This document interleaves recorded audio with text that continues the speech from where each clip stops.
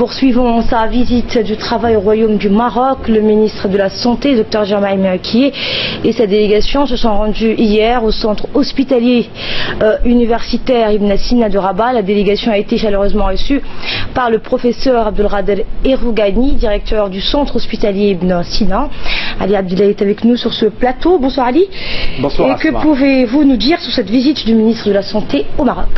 Bonsoir à vous. Donc au cours de cette rencontre, vous l'avez dit, le ministre de la Santé a fait part de son estime aux responsables de centre hospitalier pour leur engagement à jumeler un centre hospitalier dénommé Ibn Sina au Maroc et l'hôpital général Pelletier.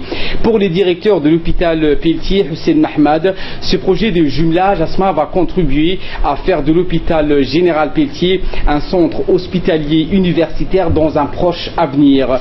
À noter également qu'en mai dernier, 12 cadres du département de la santé ont bénéficié d'une formation au CHU Ibn Sina dans le cadre d'un programme de surveillance clinique et électronique sur les grossesses à risque. Profitant de cette occasion, le ministre de la Santé a salué le succès de cette session de formation en appelant de ses voeux l'intensification de ce genre d'initiative pour une plus étroite coopération des pays du Sud, ce qui permettra un transfert des compétences et un renforcement des capacités. Par la suite, le ministre de la Santé a saisi l'opportunité de la visite guidée pour s'enquérir des principaux services et prestations du centre hospitalier universitaire Ibn Sina.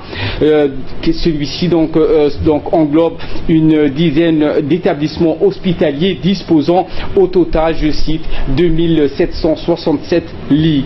L'autre moment fort de la visite de travail fut la rencontre avec le ministre de la Santé, Dr Jama Kié, et le directeur de l'agence marocaine de la coopération internationale, Mohamed Medkal, avec lequel il a eu un entretien fort enrichissant qui aura abouti à l'octroi de 50 bourses d'études pour la spécialisation des paramédicaux djiboutiens.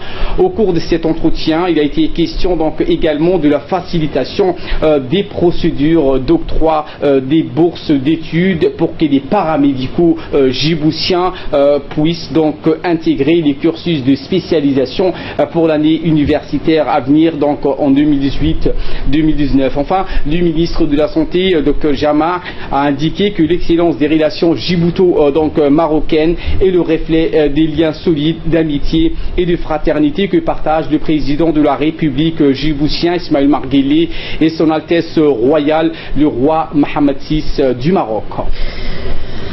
Et toujours en marge de la visite du ministre de la Santé au Royaume du Maroc, Ali, les membres de la délégation djiboutienne ont eu des réunions techniques avec leurs homologues marocains. Ils ont en outre effectué plusieurs visites de prospection dans les centres de formation en vue de recenser les différentes filières de formation pour voir les besoins du système de santé djiboutien. Et bien l'objectif ici de cette tournée de prospection des membres du comité technique était de finaliser les modalités relatives à la mise en œuvre d'un programme de coopération bilatérale ayant pour principal objectif l'envoi d'un contingent d'infirmiers et paramédicaux djiboutiens dans les centres d'études au Maroc. Et bien à cet effet, le comité technique a pu rencontrer les responsables de l'Institut supérieur des professions infirmiers et des techniciens de santé, un tour d'horizon des spécialités existantes et des filières disponibles a été fait dans ce cas. Bref, Asma, pour vous dire, la visite du ministre de la Santé djiboutien a été un succès au Maroc.